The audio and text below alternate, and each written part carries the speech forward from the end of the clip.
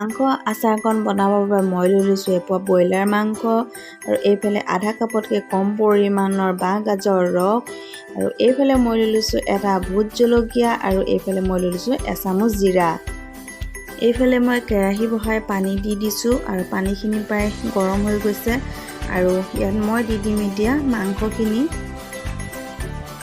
মাংসখিনি দিয়া হৈ গৈছে আৰু এতিয়া মই ইয়াত 10 মিনিটমান সময় ঢাকি থৈ দিম। আকৌ মই 10 মিনিটমান সময়ৰ পিছত চাম আৰু এয়া আপোনালোকে দেখিছে 10 মিনিটমান সময় উতলোৱাৰ পিছত মাংসখিনিৰ পৰা তেল ওলাই পৰিছে।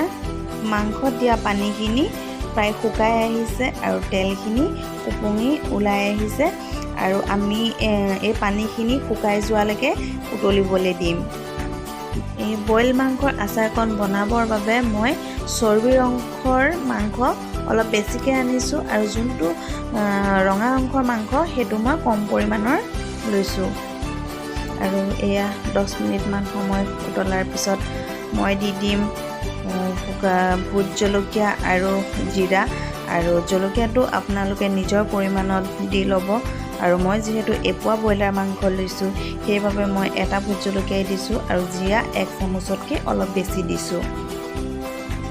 নিমখটো আপোনালোকে নিজৰ সোৱাদৰ মতে দি ল'ব আৰু 1 মিনিটমান সময় উতলাৰ পিছত মই দি দিম বাঁহ গাজৰ ৰসকণ আৰু বইল কৰা মাংসৰ আচাৰ দেখি আপোনালোকে এইটো নাভাবিব যে খাবৰ বাবে বেয়া হ'ব, খাবলৈ খুবেই সুন্দৰ হয় আৰু আপোনালোকেও কেতিয়াবা মই বনোৱাৰ মতে বনাই খাই চাবচোন আৰু কমেণ্ট কৰি মোক জনাব কেনেকুৱা হৈছে। এয়া 1 মিনিটমান সময় উতলাৰ পিছত মই দি দিছোঁ বাঁহ গাজৰ ৰসকণ আৰু বাঁহ গাজৰ ৰসকণ পুৰণা হ'লে খাবলৈ বেছি ভাল হয়।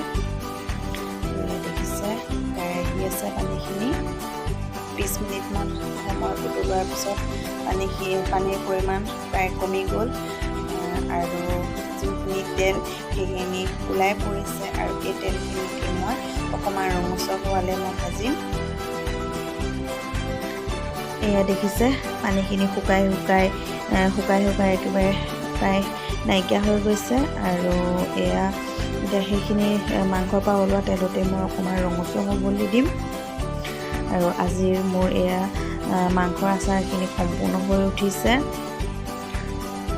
এয়া আপোনালোকে দেখিছে মাংসখিনিত মই এটোপালো তেল দিয়া নাই আৰু মাংসখিনিৰ পৰাই কিমান তেল ওলাই পৰিছে আৰু আজি মোৰ এয়া মাংসৰ আচাৰকণ হৈ গৈছে। এয়া বইল কৰা মাংসখন সম্পূৰ্ণ হৈ গৈছে। শেষত কেনেকুৱা পালে জনাবলৈ নাপাহৰিব, লগতে লাইক, কমেণ্ট, শ্বেয়াৰ আৰু ছাবস্ক্ৰাইব কৰিবলৈ নাপাহৰিব। ধন্যবাদ।